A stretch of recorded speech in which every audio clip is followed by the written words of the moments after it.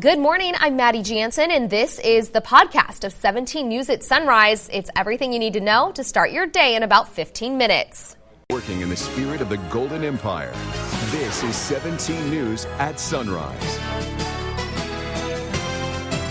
Super Tuesday. Polls open in 2 hours as candidates make their final push for your vote. We're at your local election headquarters, and we're covering the big local and national races. Breaking overnight devastation in Nashville. It's surreal. I feel like I'm in a movie. It's just so sad. Deadly storms ripped through the city's downtown area, leaving a path of destruction behind. Right now, the search for survivors continues as people start picking up the pieces. And we reveal our last finalist in the Remarkable Women Contest, introducing you to local ladies leading in their communities. This morning, meet a Delano woman making a difference, one woman at a time. This is Tuesday, March 3rd, 2020. Good morning, 5 a.m. Great to have you with us. I'm Maddie Jansen alongside Alex Fisher, and it is going to be a big day here locally and across the nation. Yeah, and Kevin is live this morning talking about how you can help the Porterville firefighters who lost their lives a couple weeks ago in that deadly fire, and how you can help the families suffering, going through the tragedy of that and trying to process how to go forward from here. Good morning, Kev. Good morning, Alex. Good morning, Maddie. Yeah, we're at Fire Station 1 this morning here in downtown Bakersfield. And today it's twofold. We've got a breakfast that's going to start at 7 a.m. It's a pancake breakfast. And then we've got a lunch in the afternoon. Again, all to support those firefighters who lost their lives about 2 weeks ago. And we know firefighters are a big family. They come together when they lose one of their own. It doesn't matter if it's here in Kern County or in another city. It's a brotherhood. And that's what today is all about. But they want the community to also be a part of this and help out these two families. So again, there's going to be a breakfast that'll be taking place, a pancake breakfast starting at 7 a.m. right here at Fire Station 1 in downtown Bakersfield, and then a lunch this afternoon. We've got a lot more details on this coming up in just a few minutes, but also we want to talk about our forecast on this Tuesday. We've been talking about temperatures warming up. Yesterday we were still nice and comfortable, but we are going to warm up here as we go throughout the next several days. Yesterday's high, a comfortable 63 degrees. We were off the normal of 67, and our record yesterday set back in 1926 with that 87. Right now we sit at 44 degrees in Tehachapi. Definitely grab a jacket if you're headed out the door this morning. You have a south-southeast wind at 5 miles per hour, and as we take a look at the day, starting out in the upper 40s, 68 by noon, and by 3 o'clock we'll be right near 75 degrees. And then for the mountains, definitely chilly. You're at 27 right now. No winds to talk about. We'll see a breeze pick up a little this afternoon, starting out in those upper 20s, 59 by noon. And by 3 o'clock, we'll be back into the 60s. Again, a warm-up, and then also we've been talking about the chance of rain that could be arriving heading into the weekend. I've got more details on that coming your way as well in just a little bit. We'll send it back to you for now. All right, thanks so much, Kev. All right, let's take a look at your morning commute and take you outside for the first time this morning. Here's a look at the 99 near White Lane, and as you can see, it's looking pretty clear on that side of town. Everything else around the county, for the most part, is looking pretty good to start off your Tuesday. We'll have another check of your commute coming up in about 15 minutes. Like we mentioned earlier, we are following that breaking news from overnight out of Nashville. 9 people are dead this morning after violent storms tore through Nashville. Take a look. It primarily hit the downtown area. Now, this is video from overnight that shows you how big this storm was. Let's show you some of the video, or this is again some of the video that just shows how terrifying that tornado was. The National Weather Service reports that tornado that hit had winds of 45 miles per hour. The Nashville Fire Department says crews are responding to approximately 40 structure collapses around the city. 5:04 now. It's Super Tuesday, and that means thousands of people are heading to the polls today to cast their ballots. That's right. And here in Kern County, there are a lot of people who have already voted. And as far as local elections go, people will have the chance to vote on the 1st Supervisorial District. That's the district that includes Northwest Bakersfield, the Kern River Valley, and Ridgecrest. Meg Gleason, who is currently in this seat, is retiring. 3 candidates are running for that position. Now, in the 4th District race, incumbent David Couch and challenger Emilio Huerta are going head-to-head. The 4th District spans north to Delano, south to Arvin, and parts of Bakersfield. In another race, Leticia Perez is facing 4 challengers for the 5th District Supervisor seat. The 5th District is this area that represents much of South and East Bakersfield. Kern County's 4 assembly districts are also up for a vote. The 23rd congressional race between incumbent Republican Congressman Kevin McCarthy and Democratic challenger Kim Mangon. Both are on the ballot today. In the race for the 21st congressional district, former 3-term Republican Congressman David Valadao is challenging incumbent T.J. Cox for that seat. San Diego businessman, father and son Ricky and Rocky De La Fuente are also running in that race. The top 2 vote getters for all assembly and congressional races automatically will move on to the general election. Medicinal cannabis measures D and E will also appear on the ballot. If you live in McFarland, you'll also be able to vote on a school bond measure. And in Wasco, 2 school bond measures will also appear on your ballot. Well, the day we've been waiting for is here on this Super Tuesday, which means thousands of Kern County residents are going to be heading to their polling places in just under 2 hours. Yeah, the county is preparing for what it is set to be an incredibly busy day. But what do you need to know and keep in mind before heading out to vote? 17's Vanessa Dillon is live at the Kern County Elections Department to tell us what you need to know ahead of today. Vanessa? Good morning, Maddie and Alex. Yep, today is finally the day. It is Super Tuesday, the presidential primary election day, and it's going to be a very busy day for thousands of Kern County residents here. And something to really note, though, are those last-minute tips you need to consider if you are making your way out the door to vote today.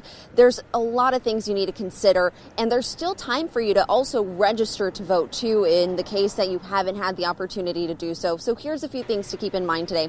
Thousands, again, of local volunteers are prepared to help you and your voting experience go as smoothly as possible. And according to election office officials, there are over 395,000 registered voters here in Kern County. Now, at last check, over 72,000 ballots have been submitted. And the best part is there really is no reason for you not to get out there and vote. Election officials say you don't have to be registered to cast your ballot today. You can register today at the polling location of your choice. And here are other few things to consider this morning. You can go online to find which polling site is associated with your address to vote in person, or you can stop by over 150 polling sites across the county to drop off your mail-in ballots. If you have a mail-in ballot, volunteers will be stationed outside of their election office curbside to take your ballot. All voting polls, including the election office, will remain open from 7 a.m. until 8 p.m. today.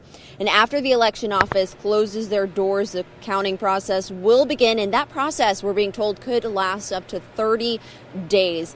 And right now, you know, it's pretty quiet still out here. It's pretty early in the morning, but we are expecting to see a lot of people make their way out the doors to vote today.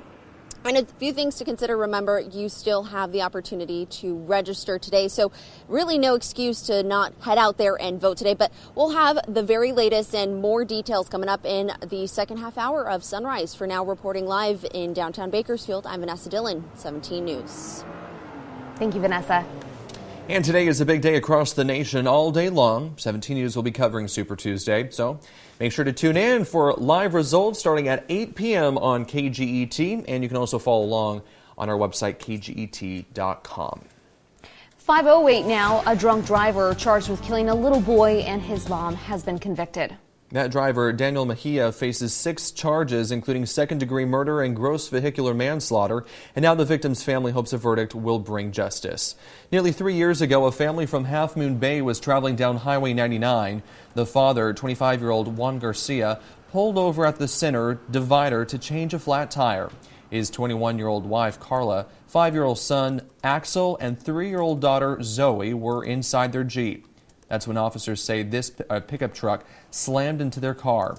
Axel and Carla died in the crash, and Zoe suffered major injuries. Nothing can ever bring back these people that were lost, Carla or her 5-year-old son, Axel, but for the senseless crime that was committed, holding Mr. Mejia accountable, I think, is all we can do. At trial, his attorney argued Mejia should not be found guilty of second-degree murder. Yesterday, the jury found Mejia guilty of all 6 charges.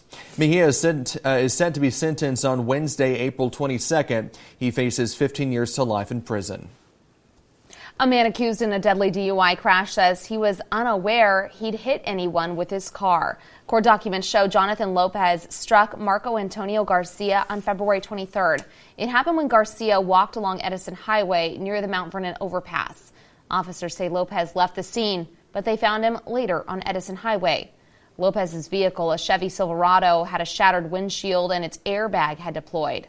Documents state Lopez showed signs of alcohol intoxication, and he was subsequently arrested on suspicion of DUI and felony hit and run.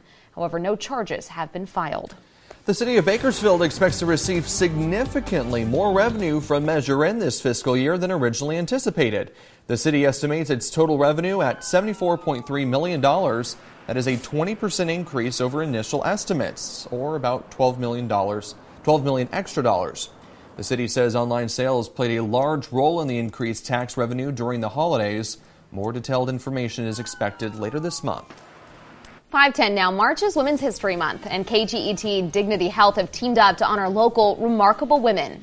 Today we meet the last finalist, a Delano woman with an incredible backstory of hard work and love for her family, now looking to help one woman at a time.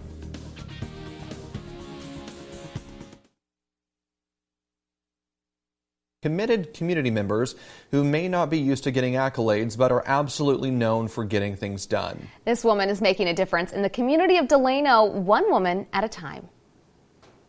The bond between a mother and child is something special.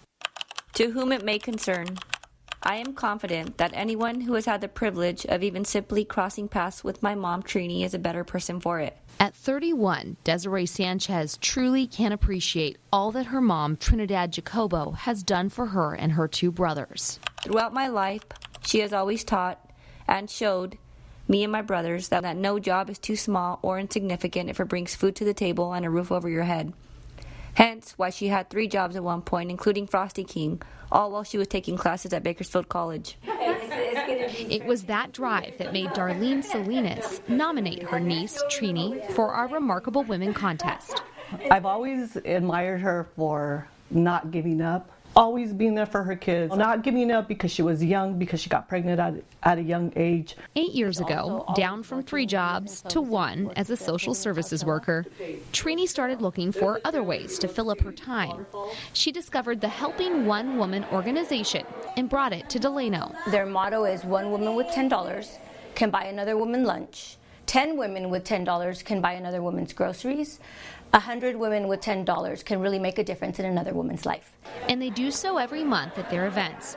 Between a few dozen to more than 100 women gather to contribute $10 and some kindness to a woman in need. So if you know anyone, if you've donated $10, you sometimes feel like, oh, I can't, I'm about to pass the torch. But I mean, when you go every month, you're rejuvenated again, and you see people there, and you see the connection and just the love everybody has in the community for helping someone. It's amazing. Now, 8 years in, those $10 bills are adding up to more than $93,000, proving, like Trini taught her children, that no job is too small, neither is any act of kindness.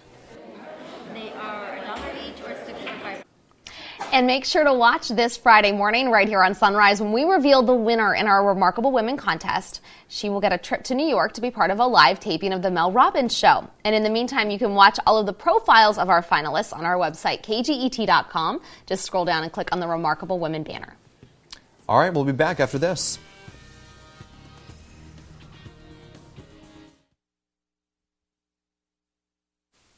KGET Business Watch is brought to you by Grapevine MSP Technology Services, the Valley's leading IT service provider. Welcome back. The coronavirus outbreak could affect your summer vacation this year. Experts say that the prolonging of the crisis could seriously impact Easter and summer holidays. Worldwide travel is already taking a massive hit, with Delta and American suspending flights between the U.S. and Milan until late April at the earliest. United Airlines has also halted some flights to Japan, Singapore, and South Korea. The International Air Transport Association estimated in February the crisis will cost the sector more than $29 billion this year.